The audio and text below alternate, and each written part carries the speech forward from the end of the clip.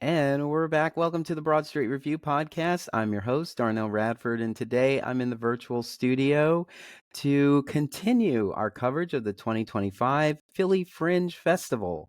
Over 300 performances, over 300 productions in the month-long extravaganza, September 4th through the 28th. And I'm here with a performer who's made their way to Philadelphia to be a part of this festival through the Cannonball Hub, and that's John Michael. John Michael, welcome to the podcast. Oh, happy for the attention.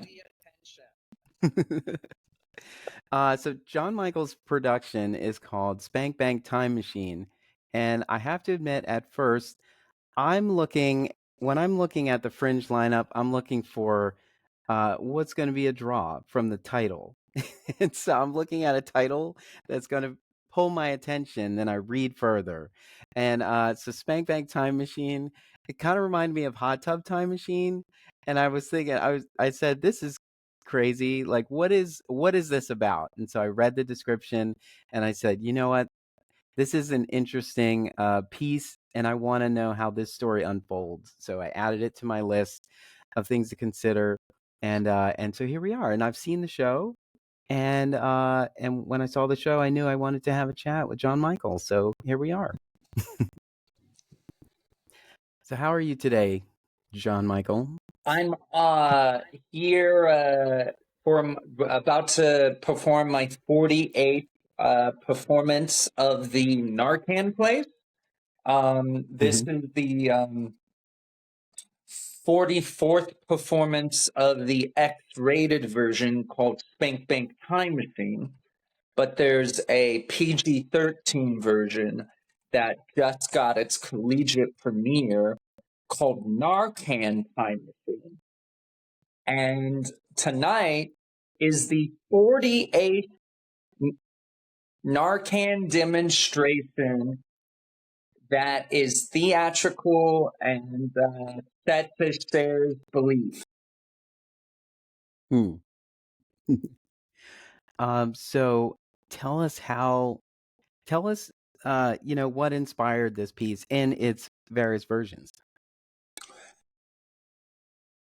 I was pissed off at society saying I'm sorry for your loss when my friends died.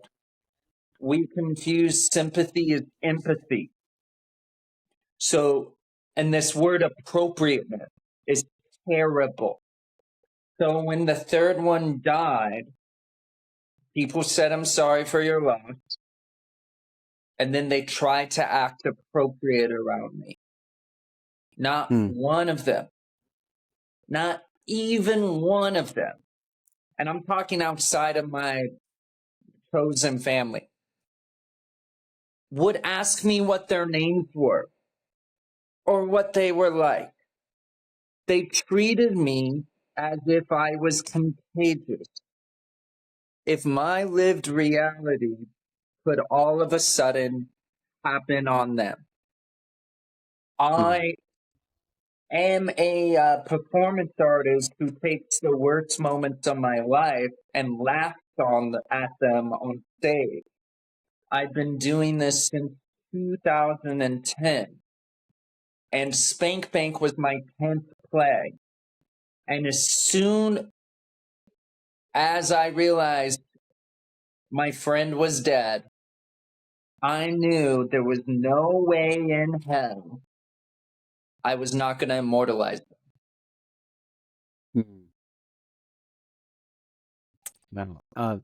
And so you said this is your 10th show, and I think I read in the Chicago Reader that this is the 10th show as an ode to loved ones that you've lost in overdose.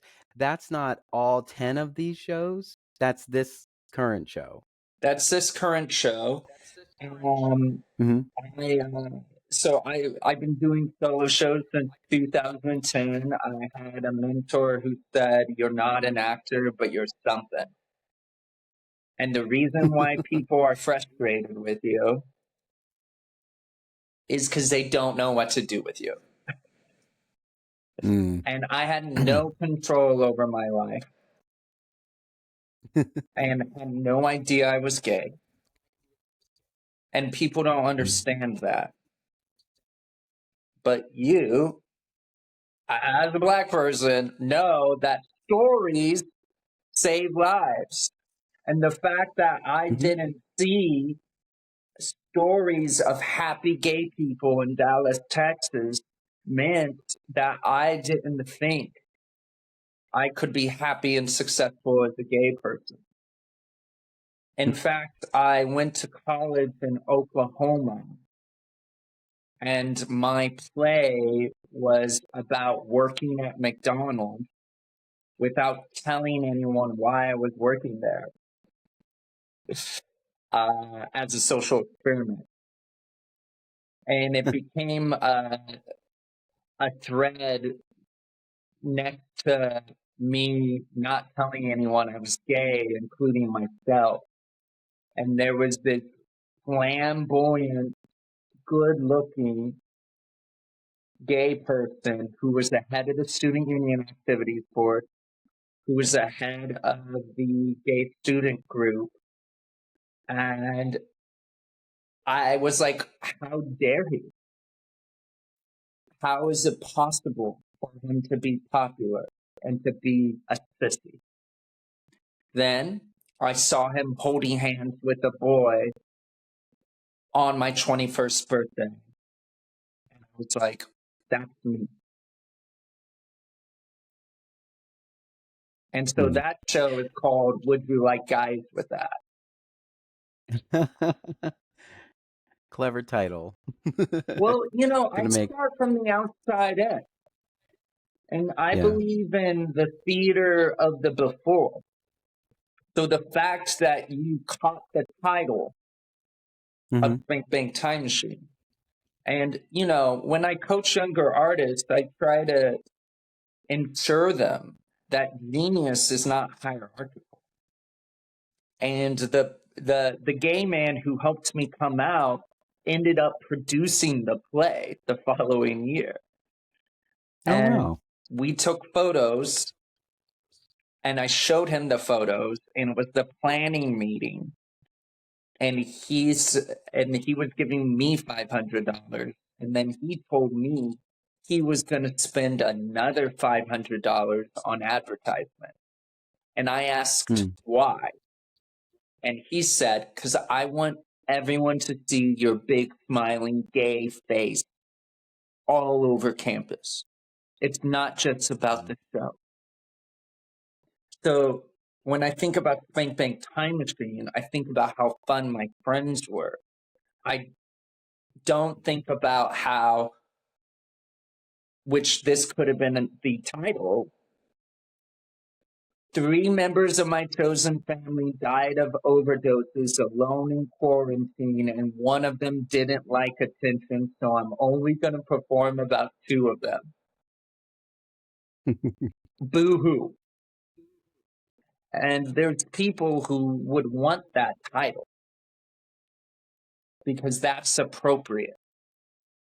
Hmm. And the word appropriate is used to not talk about people society doesn't want to talk about. Hoodies on Black men are inappropriate. Laughing at Hmm. overdoses are inappropriate. Drag queens reading to young people are inappropriate. Trans people are inappropriate. It's the gaslighting us. And so that's my Yeah. job, It's is to take my art dick and smack the things I don't like.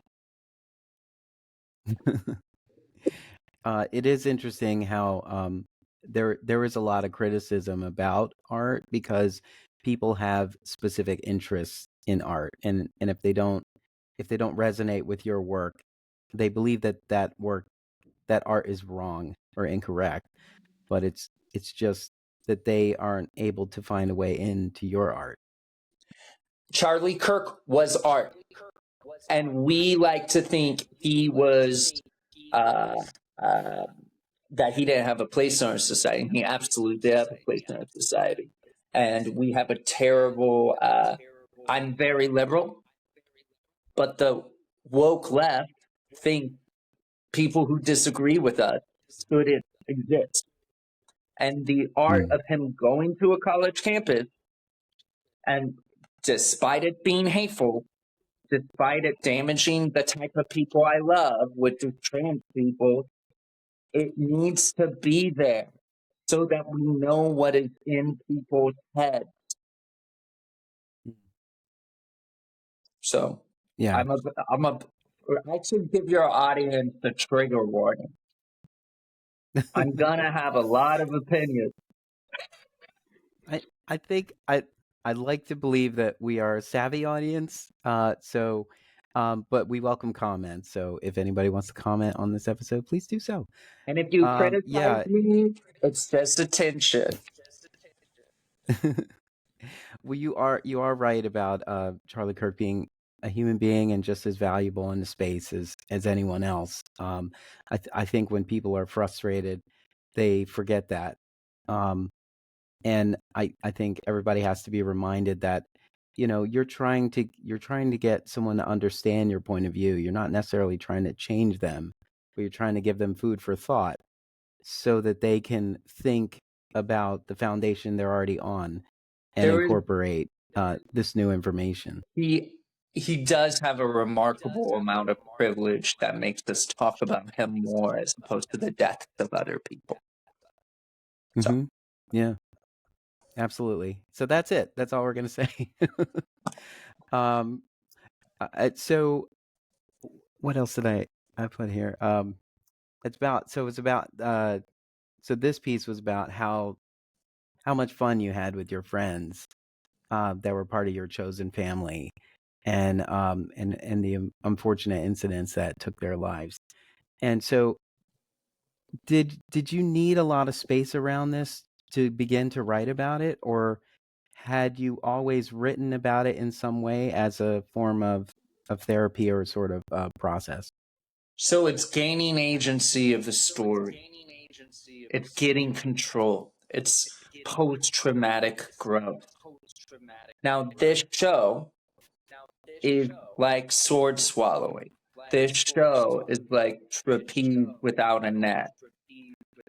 I caution young guarded not to do this kind of work. And Mm, what I mean by this kind of work is using the wound.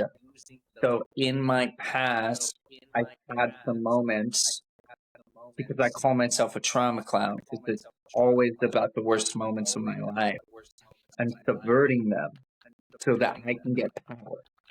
And that power I get is contagious. They've never been as intense as this. And I've always performed them from a point of stability. And I did not do that with it. mm, I emotionally sacrificed my mental well being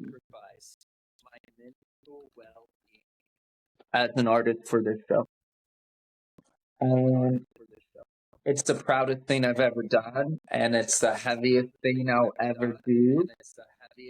And the good in that suffering is that I'm coaching younger artists who are performing about their worst moments. And there's one artist mm, doing a really dark play, and we're taking our time, but I'm working with them to find a producer.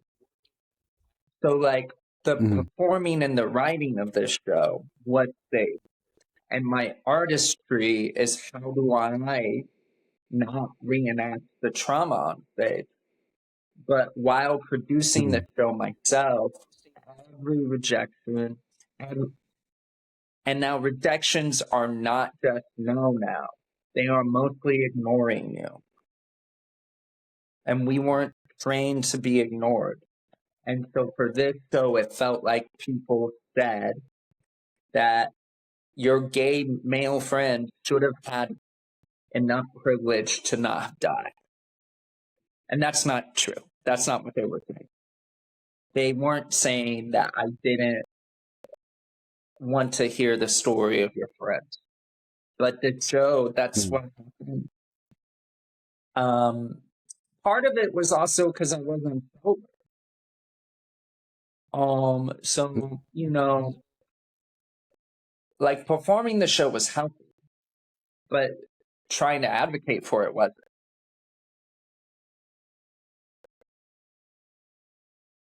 And I'm smiling right now talking about it because I'm Yeah. sending such loving kindness to myself. And everything can mean two things at once. And I hope these are the plays I'm known for when I'm dead, the Narcan plays. But it's not that I don't want to make more great work. It's that my priority will be my inner reaction to the work, not if the work is good or not. So. Yeah. Before we get started, I'm getting a signal that your device is at 20%. Are you plugged in? Do you want to plug in? That's so technology. Yeah, you can ask me questions, though. Okay. I just want to make sure that you don't pop out. So we're gonna have a little visual fun here while we juice up the device. What is the Broad Street So Review? the Broad Street Review is an online publication that centers around the arts and culture in the greater Philadelphia area. So we cover all forms of art. We have many contributors who go out and they experience the show. They write a review or they write a feature on the show, and I'm the only podcaster as part of the network. And it's been around for a bit. I think, actually, I'm drawing a blank on how long we've been around. But we've been around. I've been with Broad Street Review since 2016. Are you just a podcaster or are you a reviewer as well? I'm there as a podcaster. I'm more interested in a feature or just a long form conversation. And so I tend to reach the artist before their event, or we unpack it after their event, or somewhere in the middle of the event. So I find a way, depending on when I can reach them. We sort of steer the conversation around like where we are. Are we at the halfway point? Like, what's the experience of the audience so far, and getting here? What was the journey like? And if it's after the show, we talk about like what's next and where we're going. It's much better for me to talk with someone who's seen the show. Can I Yeah, ask yeah. you how you would describe the show to other people? This is my favorite part. Yeah. Well, it's so interesting because I read the description, but usually when I talk to someone about the show, I say, so the fever. I say the production is like a fever dream of the performer looking back on a traumatic moment where they lost a couple of friends to drugs, and it's also a commentary on the value of Narcan in the community and how those lives could have been saved if Narcan was available. How's that? Pretty good. Cool. I was interested in this piece particularly because in Philadelphia there was a huge conversation about Narcan. There are many areas of our city that are plagued with drug addiction and drug abuse, and it's visible in some places, it's hidden in others. In general, sometimes it seems like the community looks at it as a nuisance that needs to be cleaned up, and then other parts of the community are looking at it as as um, something to be treated. It's a and handle with care. And so there's an interesting back and forth in the city. Like we have locations where people can go to receive, you know, um, I think like minor doses of the drugs that they are currently on to like sort of wean them off or just sort of help. And I know that I don't know a whole lot about all this area, but I know that there have been many conversations over the past few years about whether the infrastructure that is supporting our citizens should be taking on such an effort or not. And I think people who are not affected by it certainly feel that this is not in the best interest. But people who, from all walks of life, who have needed some kind of support, tend to be in favor of you know the larger infrastructure, particularly the government and organizations, their ability to help, and that is essential. And people are very supportive of that. But there's always some legal opposition to those things. Well, that's because a big portion of the people who struggle with overdoses are older Black, Hmm. and the other portion are people who are mentally ill. And we all talk about mental health positively. Everyone will say it's okay to not be okay, unless if they are difficult. Hmm. And everyone, Yeah. including the people you don't like, is someone's precious child. And the show, subversively, so like when I make shows, I want them to subversively be something else. So the title suggests this is a time machine based on my sexual exploit. And the reason why it starts there is because my friends were sex workers. But deep down, it's a mother-son clown show about the overdose epidemic. Hmm. And there's a story about my mother telling about how my childhood best friend died in second grade. And, I don't know why I make shows, or I don't know why the themes are in it, because I start with a compass. And the compass of the show is my friends would spank me if a show about them was sad. So this meant I needed my mother involved.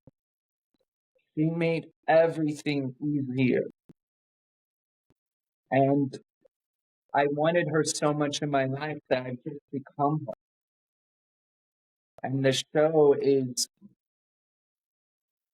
when she tells that story about the young little girl dying, what I'm hoping to comment in a macro way is our society stops treating people as humans when they become adults. So I just saw a big Narcan ad about what happens when young people die of overdoses. Now that's important. Young people their overdose deaths went up 97% from 2019 to 2020. The overall overdose deaths went up about 76% from 2019 to 2020. However, in Chicago and in big cities, the biggest demographic that is dying is older Black men and then white men. But the biggest demographic that should be dying is white men because there's more white men. There should be more white men overdosing.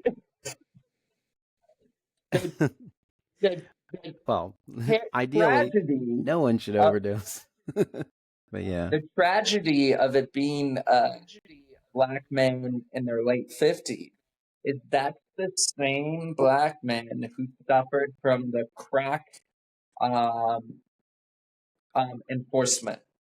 And now crack is this, for your listener, crack is the same thing as cocaine. It's just smoked differently. And culturally, crack is used more by black men than white men. And in fact, cocaine has been a very wealthy thing. And so the enforcement of cocaine was drastically less than crack. And so those black men that suffered from the incarceration of that are being chased by the drug epidemic. Speaking of incarcerated people, that's a very high risk population because the people, well, several things. When they get out, they think they can do the same amount of drugs that they were able to when the tolerance of fentanyl goes away after 3 days. The other thing about incarcerated people is the drug supply is even more dangerous or just as dangerous in a black market way. And now, Hmm. I didn't know how much point of view I was going to get about the epidemic. All I wanted to do was tell people about my friends and try to give them the time machine of Narcan before it was too late. But, you know, artists were so underlooked at and undervalued. Every Narcan demonstration or training you go to is boring and it's sad. These people who overdose were trying to have a good now. As an artist, we see things other people don't see. The stigma is so baked into it that there's these well-meaning words like Narcan vending machines. It's a very popular. You have to press buttons. It looks almost white to do it that way, as opposed to make it in a newsstand where you can just open it. Narcan vending machines get pilot programs. So my CTA in Chicago, the transportation system there, they are doing a pilot program for vending machines, and it is so deadly that they are doing a pilot program because they didn't do a pilot program for masks. And as soon as the COVID pandemic happened, we just trusted masks were going to work based on the studies. And there are so many studies that Narcan works. So it's stigmatizing to do a pilot program of Narcan because it already works. And it's stigmatizing to say Narcan training because you can learn how to do Narcan in 30 seconds. Do you need more tips? Yes. There are tips to using a condom. But no one would ever say condom training. There's tips to using masks. There's not mask training. But Yeah, and it you seems like know, the advertisement should be. what were you gonna say? Oh, I was gonna say it seems like the advertisement should be learn to save a life in 30 seconds. Yeah. Yeah. Yeah. It's people ask me all the time, how did you get into this? Because I'm handing them Narcan or I'm introducing myself as a Narcan advocate, and I'm like, I didn't choose it. I had to do it. And sometimes, unfortunately, something has to happen to you to act a certain way. And I couldn't talk to my friends about their drug use without screaming at them.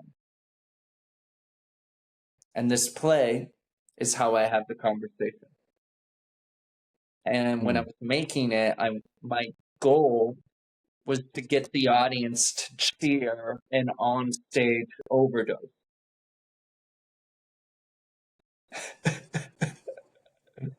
And the audience goes wild when I overdose on stage.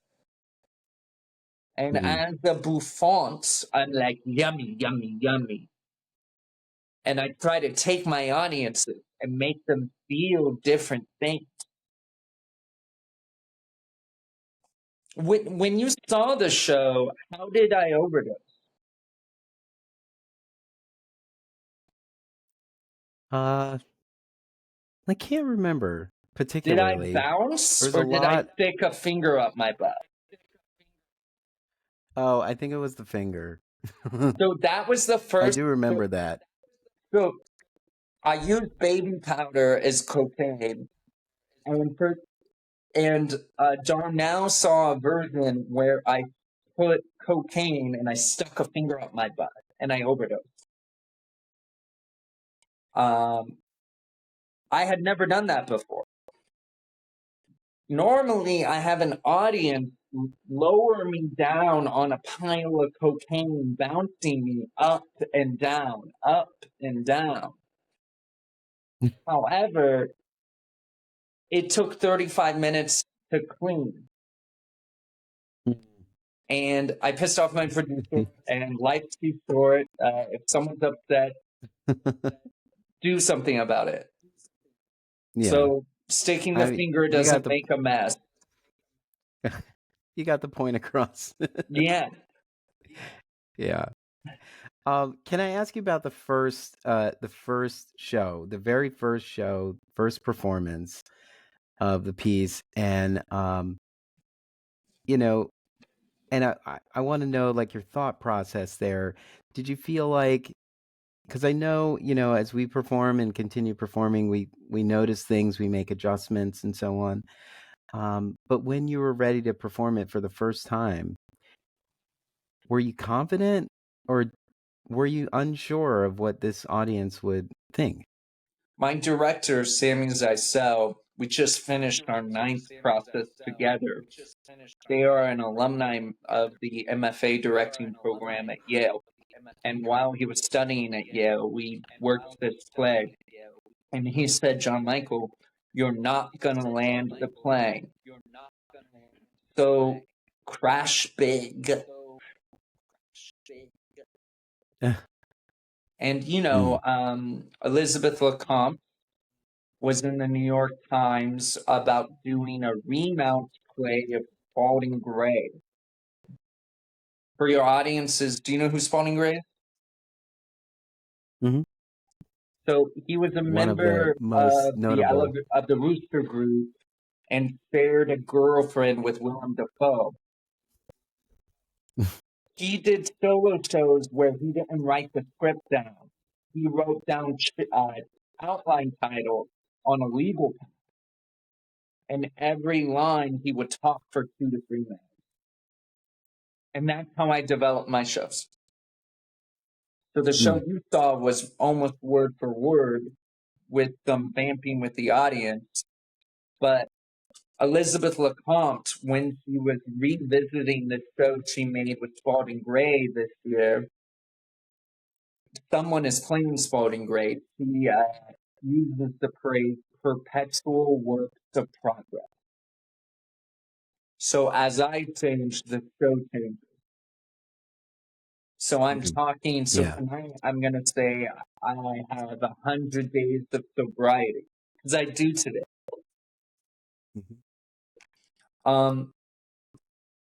With this show, I did 18 performances at 3 different festivals before its Chicago premiere, because the difference between me and the Steppenwolf, well, one of the differences, because I bet there's a lot.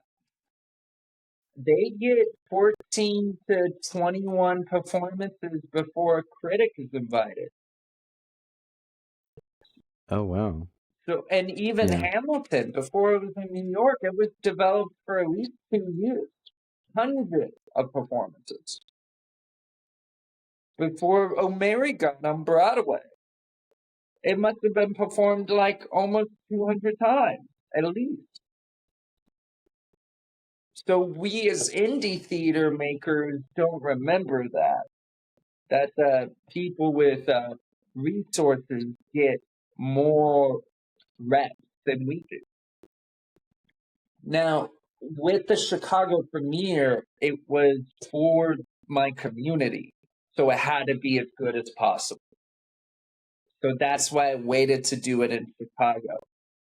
My other shows, I usually do workshops there. Now, when the show started, the first two festivals, 1 out of 3 audience members took home Narcan. And that's because I handed out the Narcan at the end of the play. There was only the Narcan demonstration scene in Act 3 originally. Lucky for me, I'm at a point where I take all feedback. And there was an older artist who said, dude, you need more information about Narcan. And then I was like, how do I get all the audience to take it home? And I was like, I just have to keep talking about it in the curtains. And then when I did it at the Baltimore Fringe, the house lights go up in Act 3. And yet I had to turn on the house light because the tech couldn't do it.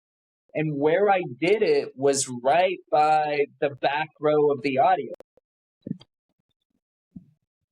And when I was doing that in tech, I was like, what if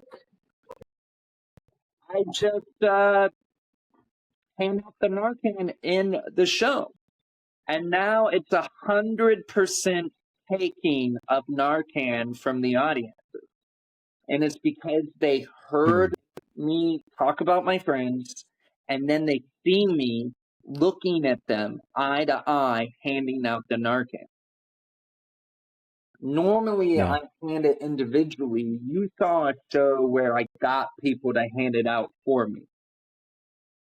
Mm-hmm. Now, if there's any younger artists listening, even if you're not a clown, the thing you can take away about clown is everything unwanted should be wanted. So, like, the unwanted is opportunity. So, I would have wanted the tech to be able to control the house light. But because I was placed in that situation, it just clicked. Mm. And the other, like, the Yeah. more clown example of how the unwanted should be wanted is I get hair in my mouth in the show. Younger me would have been like, that takes me out of the moment. But now it might have happened when you saw it. Did I get hair in my mouth when you saw it? Yeah.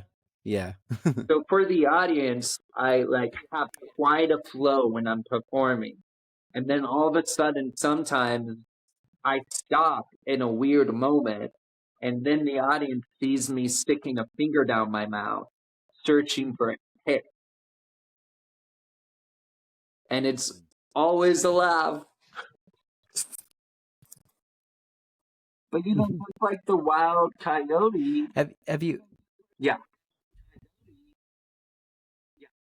have you ever worked with an audience that was not willing for the participation?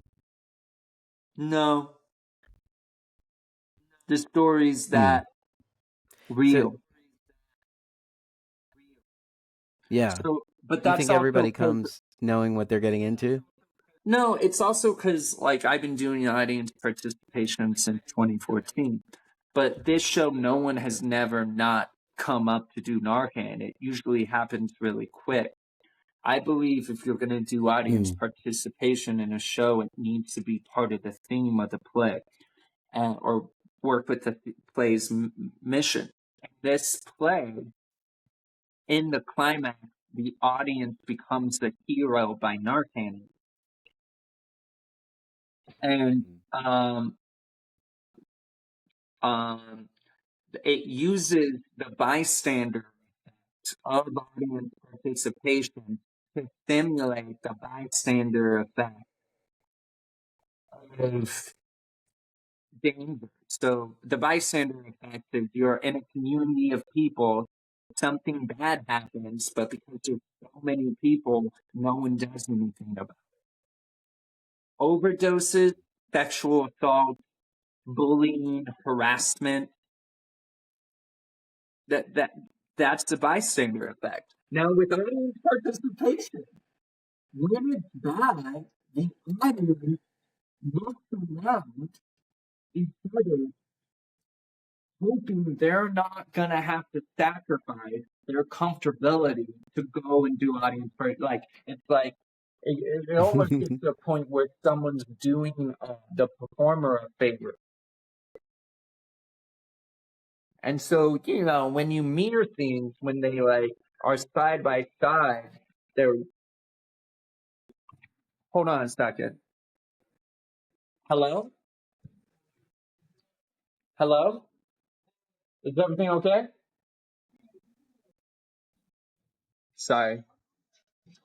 Someone, a delivery person was talking on the phone and used an expletive, and I was kind of scared. Okay. Where were we?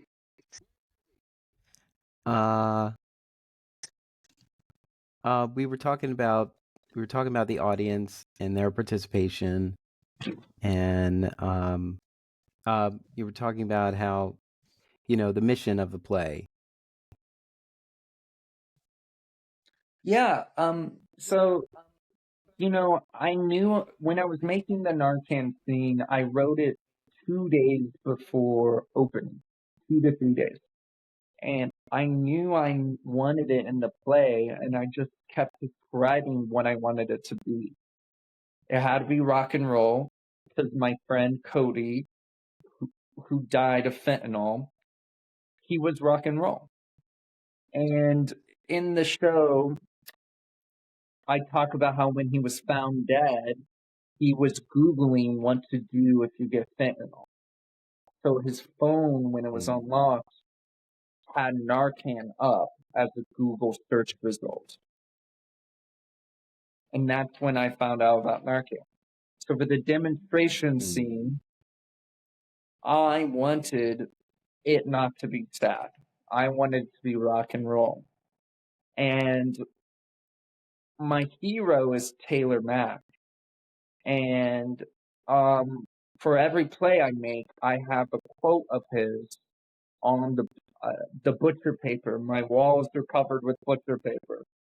And Taylor Mack asked once in an interview, how can the audience be in control of the climax? And to me, I believe I want to make sure we get to talk about what you want to talk about, because this is your show, and I can just we're This is we're it. on I my wanted to favorite topic I wanted myself. to give you the floor. I wanted to give you the floor, and I'll chime in where necessary. But this is it. This is what I intended. Okay, cool. Can I talk about Taylor Mack? Sure.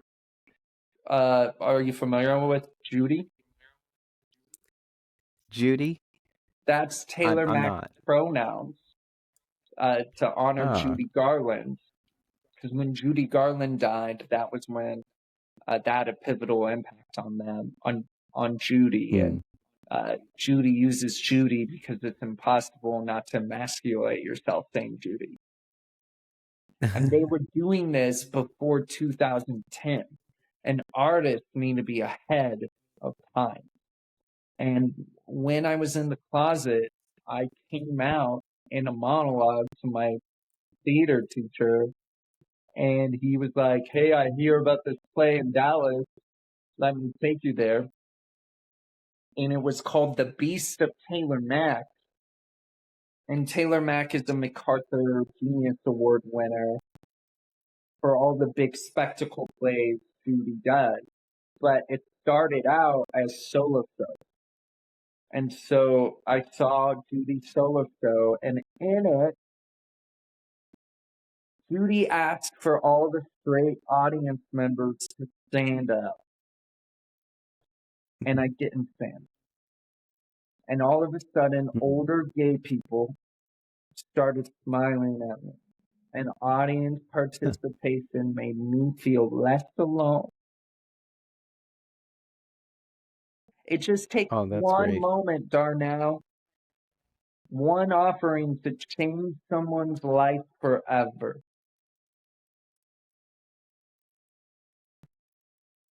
Yeah, that's what happens when we are presenting in general. If you're giving a speech or you're up in front of an audience and a microphone, usually you make a joke or something so that you can get the audience on your side, and that's the thing. It's like there's a way that you sort of level the playing field. I know I'm here performing with you, or I'm performing at you, but we're in this together.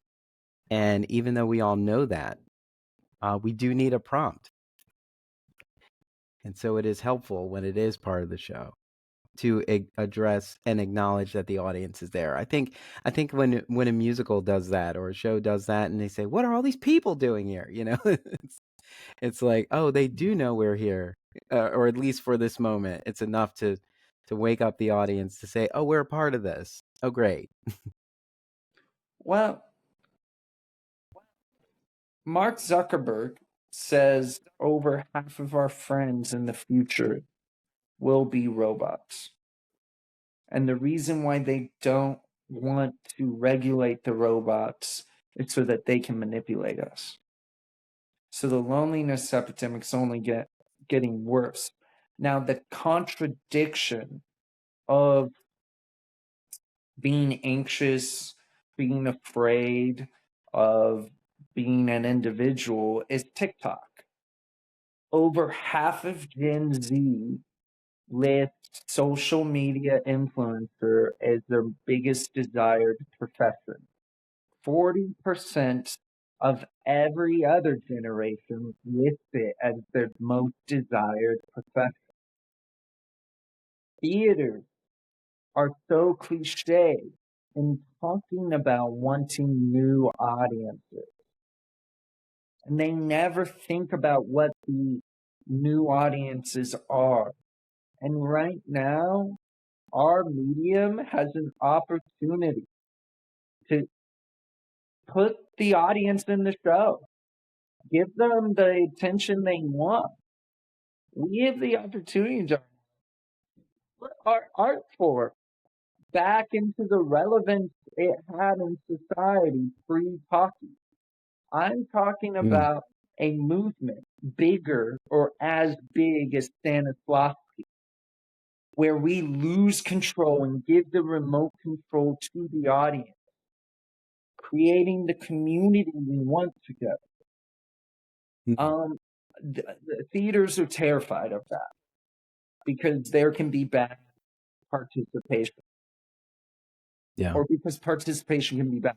What's Shakespeare? So can intergenerational relationships be bad?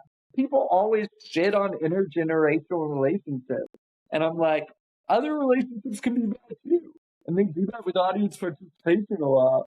And I'm like, honey, we just need to learn the technique. And Yeah. the technique is not making someone uncomfortable, but lighting up the joint, rolling the joint, lighting it up, and giving it to someone who's never smoked weed before. So all they have to do is breathe in and breathe out. That's so with my participation, it's all about getting the audience to have laughs, to be in charge. So if I can give them the dopamine I get on stage, then I know I'm winning as a storyteller. Hmm. The most popular Yeah. play, It's one of interesting. the most popular plays, is Every Brilliant Little Thing, which is an audience participation play. Mhm. Most produced. Yeah. Like Every I would say brilliant thing. top 5 or top 10. Everywhere. Have you seen that play or do you know about it? Yes, I've seen it. Two of my two of my theater colleagues have been the performer, and those shows tend to extend too. Because the audience wants to be in the action now. Mm. Well, it's like it feels so personal, and the way the audience is involved is organic. It just we sort of ease into participating um in the show, and I know there's the whole thing about numbers throughout the process. But yeah, you walk away from that going, I was a part of I was a part of this. Even when you talk to other people about it, you're not really acknowledging that you were a part of it, but it feels more intent. It feels You feel more about that performance because the audience was involved. And it's usually an intimate audience as well. Personal to communal. Mm-hmm. Yeah. So you have a version of this piece that's been adapted for youth education. Yeah. Uh, can you talk about that? Well, I mean, I was interested in like when you present this, like when you submit this for the Fringe, when you were able to do this at Steppenwolf, um, like what was their response to before you got to yes? Like were they immediately an emphatic yes, or like what was their response to this piece? Well, the Steppenwolf had a responsibility when I was working on this play to do trans and people of color plays because everyone in the theater community dropped the ball. So they weren't able to give any attention to it right away, understandably, Hmm. because I was making the play outside of right when the pandemic was swelling down. So Hmm. the Steppenwolf, though, they have a program called The Lookout, which is a big shining beacon in Chicago theater where they consistently present experimental theater makers. And the producer there, Patrick Zackham, is a huge champion of my work. And the other thing is they tend to like to see something that's had a little life, that's been Hmm. developed, so that it's not, so that it's presenting the best of the scene, or someone's best work. And they're trying to like always represent every part of Chicago. So they had seen the show and loved it.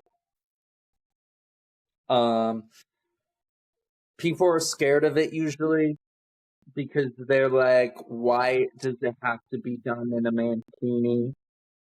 And I think Hmm. sex work is public health advocacy now. 8% of men didn't have sex annually in 2008. Now it's 1 in 3. It's called the sex recession. And because sex is inappropriate to talk about, and in the theater world, because sex was involved with the Me Too movement and abuse and harassment, we we don't think it's important, but it should be important.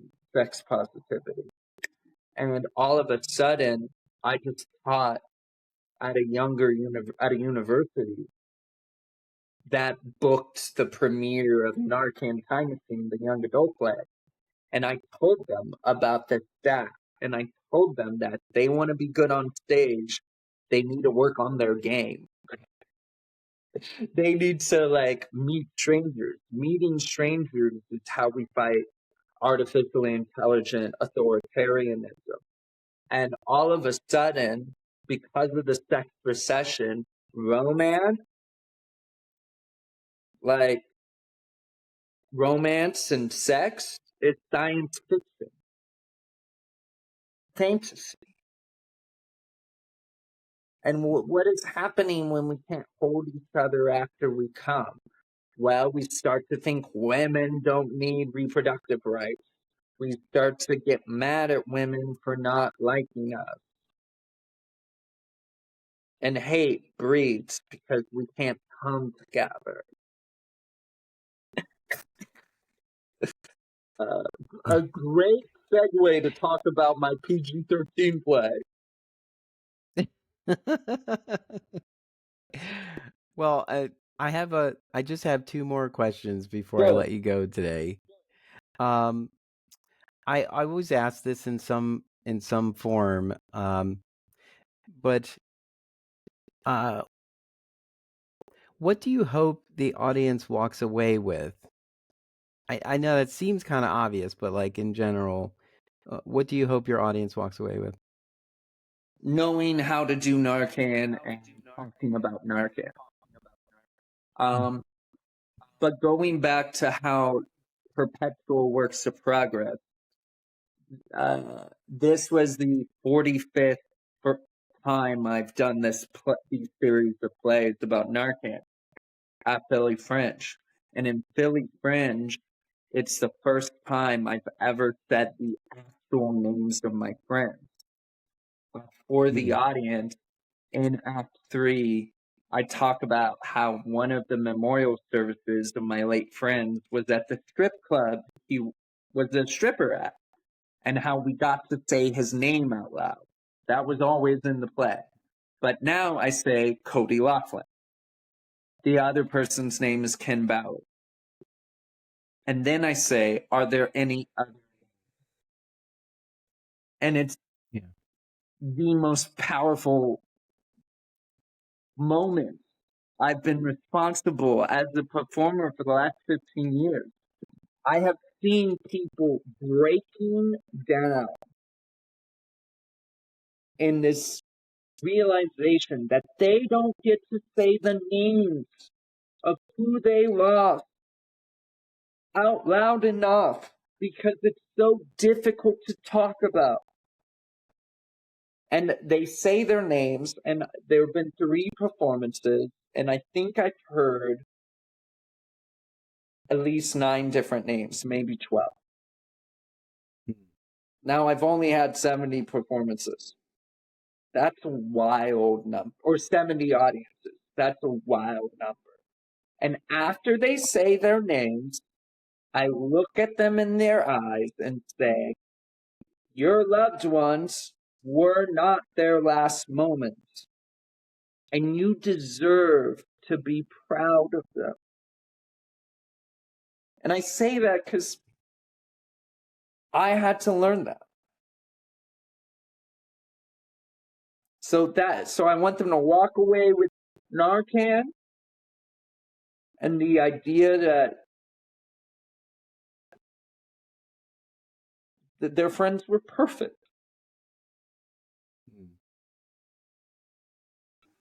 Okay. That's a good takeaway. My final question is, I've been asking every artist in the Fringe, what do you need as an artist that would allow you to bring your work to light?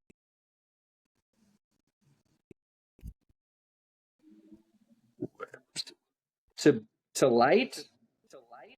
Yeah, like to get it from idea to presentation. Like what are some of the things that you need? Like it could be a notebook, it could be a special pen, it could be space, it could be, Money. rent. Yeah, it could be any of that. So I've been teaching this and harping on this So someone saw Spank Bank Time Machine and asked if I could make it PG-13. I said no. Then they offered me $4,000. It was the wellness center of Loyola University, and I did 25 minutes of that play. That was the half of the Narcan, half of the plays about the overdose epidemic. So I just did that half. Then my best friend was at a bar with the head of the recovery of the Lutheran Social Services of Illinois, and they were both drunk. And he told him about my play, or her about my Hmm. play. And it wasn't like alcohol recovery, it was drug recovery. And she was like, oh Yeah. my God, we just got a $15,000 grant. And we don't know what to do with it. It's supposed to teach about overdose prevention. All of a sudden, I got a $12,000 budget. I've been Wow. begging for theaters to book me. But the thing is that, like, if I wanted theaters to book me, then I should have been doing basic, predictable work. Hmm. So now, when you ask me, what do I need? I need someone outside of theater. Why would I want theaters to produce my work? They're dropping the ball. They are doing these plays for an audience that will be dying. They're losing money. They're ignoring the trends. They're not doing different things to get different audiences. They had to be shamed into telling trans and people of color stories. Why would I want those theaters? I want outside organizations. So like if we want our art form to be alive, we need to make it essential. So like I've been living off of health education money and art grants, and it's been half and half. My next play is about bipolar. I have two plays about bipolar. I have another play about dementia. Do you notice the kind of trend of health education? Hmm. It's savvy, but it's also like, I know I can make hard to process ideas easy through storytelling. Yeah. So outside interest is what I need. And it's Mhm. what we need as an art form. We need to make our art form undeniable and useful to other people who aren't theater people. And like I see Shakespeare, Tennessee Williams, Arthur Miller, and I fucking love it. But I'm consistently telling my friends, and it's pissing them off. But that's kind of who I am. I'm a little brother, and archetypally, that's who I am. I'm like a little devil, and I say this all the time. Sometimes I shouldn't for networking's sake, but I say that play was just for us. That play wasn't for someone who hasn't seen theater. You have to be trained to like Shakespeare. Shakespeare is like golf or tennis. It's not basketball. Basketball you can pick up. We need to make the basketball of theater or the wrestling of theater. I could keep talking. I think that's a good place to leave it. John Michael, the production is Narcan Time Machine. That's a young Um, adult play. yeah, the production in the Fringe was Spank Bang Time Machine. Tell our listeners how they can keep in touch with you and kind of ride with you on this journey. You can Instagram me at JM Silly. I want to briefly Hmm. plug the young adult play. I did it last Monday for its collegiate premiere. It's been through workshops. It was done in front of 75 college kids. I have made 12 original plays. This is the best play I've ever made. It is the most consequential artwork I have ever made. These young people I found a way to reach them. They were sharing. They were learning about not just Narcan, but how to accept help and how to ask for help when you're self-harming Hmm. and how we shouldn't judge people. And I know I can save even more lives. So the adult play has done about 3,000 Narcan doses. But this play, it played for 75 college kids. And so what I'm asking for your audience, if they want to be a part of this journey, is connect me to philanthropists or connect me to people in higher academia. Because if this plays in front of more college kids, more lives will be saved. And the thing about, Hmm. we were talking about outside in and the theater of the before. This show, when it's on a college campus, it affects the people who don't see it because they hear the word Narcan followed by time machine. All of a sudden, Narcan isn't difficult or sad to talk about. It's fantastical. So, Hmm. support my work. You can buy a t-shirt. You can donate. I have a fractured atlas. Reach out to me on Instagram, JM Silly, John Michael Silly. Yeah. All right. John Michael, thank you for having this chat with me. I was glad to have experienced your piece. I'm glad I worked it into my Fringe quest. Oh, it's a And quest. which it's a quest. It's to try to find a good amount of of the offering to say that you've had a good fringe. I think that's everyone's goal, to try to, not just find your friends, but sort of challenge yourself and find a new piece, learn something. And I think I create a good list of things to try to do that. What show would you recommend to me? To you, let's see. Well, there's a show that already closed. It was called Dogberry and Burgess Are Scared. It's a play on these two characters from Much Ado About Nothing, and it is fringe bound. They're planning to go to Edinburgh with it. They're supported by Cincinnati Stage, I believe. That was one of my earlier conversations that I had this season, and also the Presented by Chris Davis. We were Um, Seems Edinburgh to be on roommates. everybody's list. Yes, that's right. He Obviously, yes, because I definitely walked in with Chris. he um was my roommate in Edinburgh Fringe when I was like just turned 30, and he might have cleaned up after me multiple times. Yeah, he and I walked into the theater to see the show together. Yeah. Um, I've been following Chris for a long time. I He's feel like he's a de fine facto and co-host. he's kind, and it's like the older I get is like it's not about being talented, it's about being good to each other. Hmm. Yeah. Yeah, because it's people will notice your impact sooner than later, and they will just look and see all the good that you're doing, and then they'll want to acknowledge that in you. Yeah, it's like you don't have to try so hard to let people know that you're doing good work. You just do good work, and they'll see it. But when you really like attention, sometimes it's hard.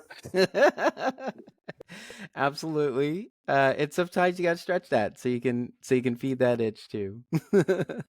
John Michael, thank you for chatting with me. It was truly a pleasure. Thank you, Darnell. Bye.